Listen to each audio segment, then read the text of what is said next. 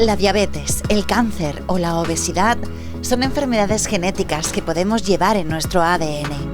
Sin embargo, pueden despertar o quedarse dormidas dependiendo de muchos factores, como dónde vivimos, qué comemos o si hacemos ejercicio. Por ejemplo, a Antonio le chifla la comida basura, fuma y sufre de estrés. Sin embargo, su gemelo come mejor y lleva una vida más tranquila.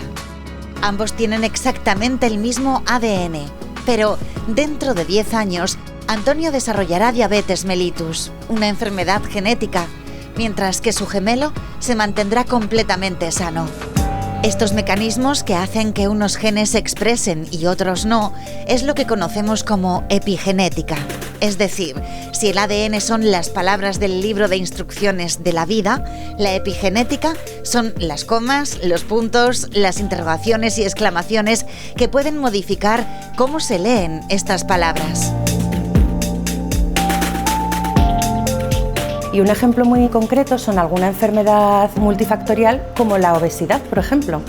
Hay muchos factores epigenéticos que están relacionados con la obesidad. Se hablaba de un concepto que era la nutrigenética. Explicaba de una forma sencilla que se podía cambiar la genética a través de la nutrición, en casos muy concretos. Esta información epigenética es tan importante que incluso se la pasamos a nuestros hijos y nietos.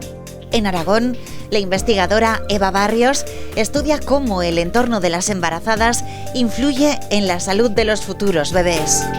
Si la madre fuma, el feto puede nacer con el patrón epigenético alterado y eso puede llevarle a tener enfermedades crónicas en la edad adulta.